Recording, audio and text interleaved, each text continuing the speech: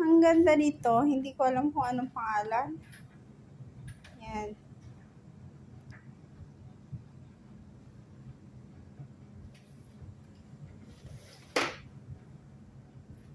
Yan lahat yung gamit. Oo.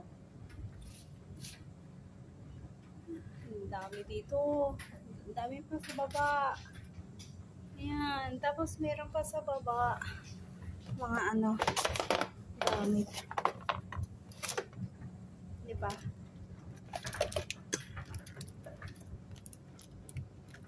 Oh. Handa.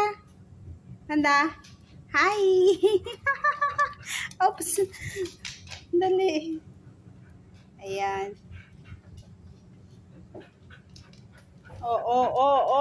What? Magpipaint si Chloe. Itutuloy niya to guys. Bali na ano na niya to noon. Kailangan niyang tapusin. Yan.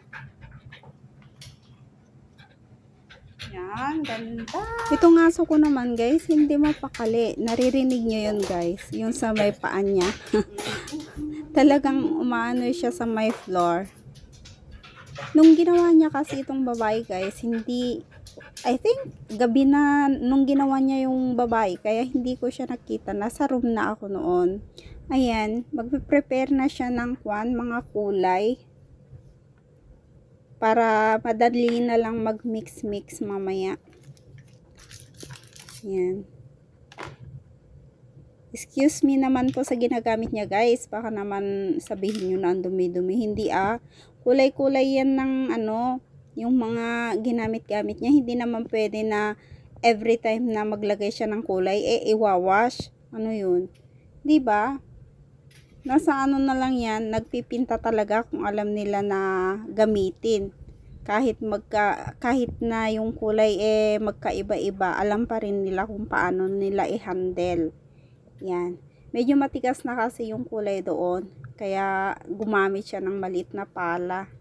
Hindi na pwede yung sa brush. Hindi naman din maganda kasi pag lalagyan niya ng tubig dyan mismo. Kasi maano po yan, madami. What I mean is, malalim. Malalim yan. Yung box na yan. Kaya, hindi pwedeng maanuhan ng tubig. Mahirap kaya din magpinta. Pero talaga si Chloe, magaling talaga siyang magpinta guys. Naiaano na rin ito. Nakikikompete na rin ito dyan sa kabilang kabilang mundo. Kabilang planeta. Oo. Minsan umuwi yan, naka silver or naka second place, ganon. Ayan, gagawin niya yung Leon kasi yung babae na tapos na yung ulo ng babae. Bali, yung leon, tapos yung mga yung mga gilid-gilid niya sa baba ng leon, yun ang tatapusin niya guys. Kasi kailangan na niyang isubmit ito bukas. Bali, nila to? Parang project. Oo, kasi sa school niya isasubmit to eh. Hindi lang to ang mga ginawa niya. Marami pa. Yan, naalala ko tuloy yung anak kong babae. Magaling din siyang mag-paint. Si CJ. Kaso nga, hindi siya, hindi siya masyadong natutok sa painting that time kasi ang sport naman na tinutukan niya noon ay yung taekwondo.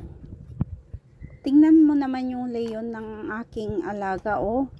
As in naman na yung papel ay blanco. O ano ngayon. Kaya i-trace mo na niya yan guys. Kung makita nyo yung itsura ng leon doon, maraming guhit-guhit. Nag-live din kasi ako sa Facebook. Nag-live ako nung nagguguhit-guhit siya. Pero hindi ko na siya tinapos na i-live. Kasi as in, antagal pala at nangangalay na rin ang kamay ko. Ngayon, mag-uumpisa siyang ayan oh, nakita nyo guys, yung leon. May guhit-guhit na. Ginuhit-guhitan na lang din niya kanina yan. Bago na naman siya naggawa ng pintor. Ngayon, nailagay niya yung unang guhit ng pintor. Mas madali kasi pag may ano na base. Ayan. Kaya, guguhitan na naman niya yan. That time, in-cut ko na yung live ko that time kasi nga, as in na ang tagal. Guhitan niya na buong leon, yung white na papel na yan, pad, drawing pad, yan. Kaya medyo matagal-tagal din ito. Binidyo ko na lang. Kahit naman binidyo ko guys, nangalay pa rin ako. Kasi, nangalay pa rin ako. Kaya ang ginawa ko, pagkatapos niyang mag-sketch, pinutol-putol ko na lang. Ina-update ko na lang kung ano yung natapos niya hanggang nung natapos niyang i-drawing yung leon. Yun na lang ang ginawa ko. Kaya yan, medyo matagal-tagal yan guys. Kasi as in, if nakikita nyo, yung pad ay blanco, madodrawingan lahat yan. Maraming ugat-ugat ng leon na yun. Yung nasa computer niya. Yan talaga yung iaano niya na sketch. Saka ulit siya magpipinta.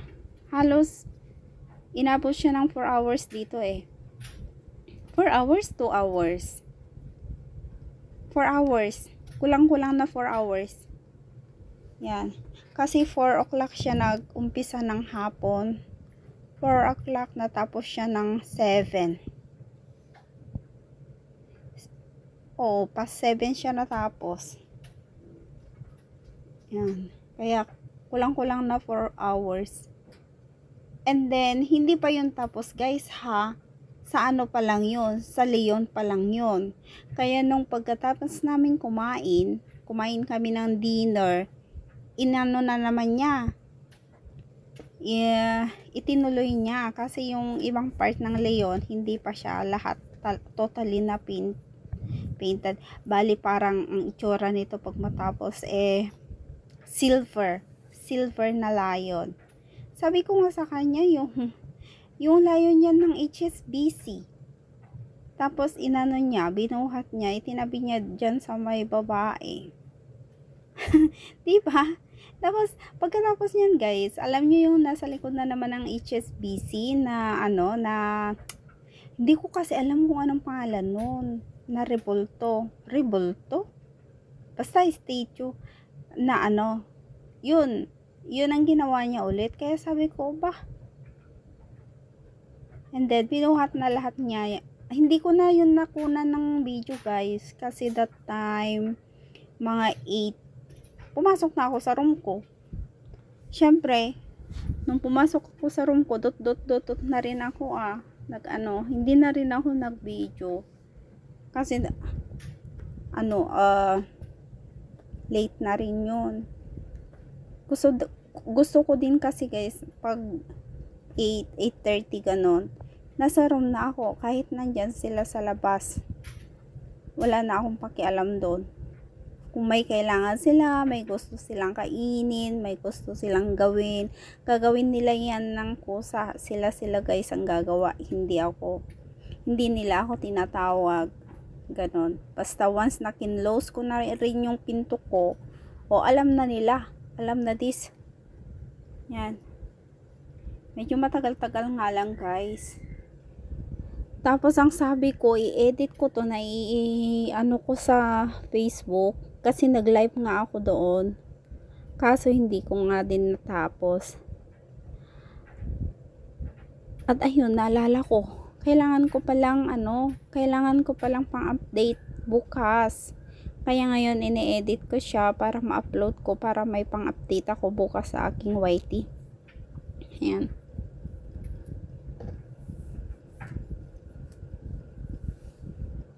Diba? 6 minutes pa lang ito. Ayan. Bali, very talented tong alaga ko guys. Yan. Marami siyang nung maliit ito, ang lagi naming tinututukan naman, gymnastic. Lagi yan. Pero, aside from gymnastic, ang daming mga activities. Yun lang ang problema.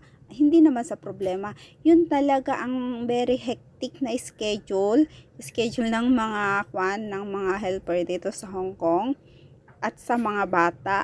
Yung ang dami-dami nilang mga extra activity. Alam nyo ba yun? Yung katatapos pa lang ngayon, diretso na naman sa susunod na activity, tapos susunod na naman na activity. Alam mo yung pagdating nyo sa bahay, hindi pa kayo nakakaupo, kakain na. Ganon. Kaya noon, ang ginagawa namin talaga, pag ganung may activity kami ng hapon guys, hindi na talaga kami nagluluto sa bahay. Kasi pagdating namin sa bahay, mga 7, ganun na, hindi na talaga guys. Ang ginagawa na lang namin, pagkatapos ng activity, kain sa restaurant.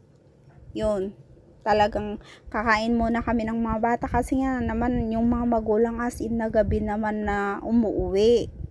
Kaya kain muna kami ng mga bata bago kami uuwi. And then paliguan ko na sila.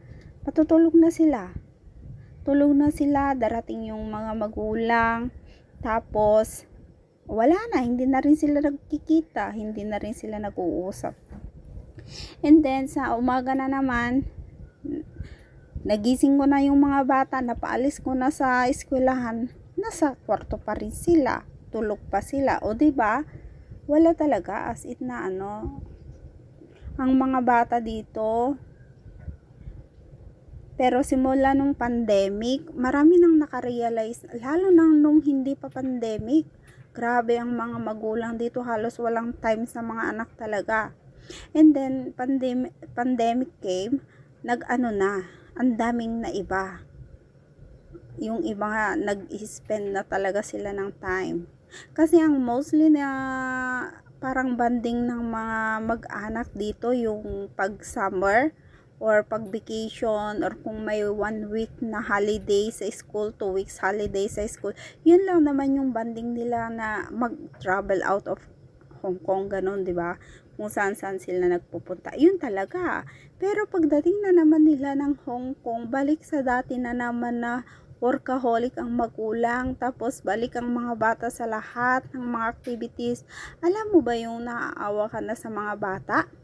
Naaawa ka na nasasabihin na, Sharina, I'm so tired. Anong magagawa ko? Hindi ko naman pwedeng, wag tayong pupunta. Hindi ko naman pwedeng sabihin yun, diba? Anong karapatan ko para doon? Edi sabi ko, sabihin mo sa magulang mo. Sabi naman niya, sinabi ko na, ayaw naman nila akong pakinggan. Ganun talaga, nasa Hong Kong ka, di kailangan mo talaga kwan.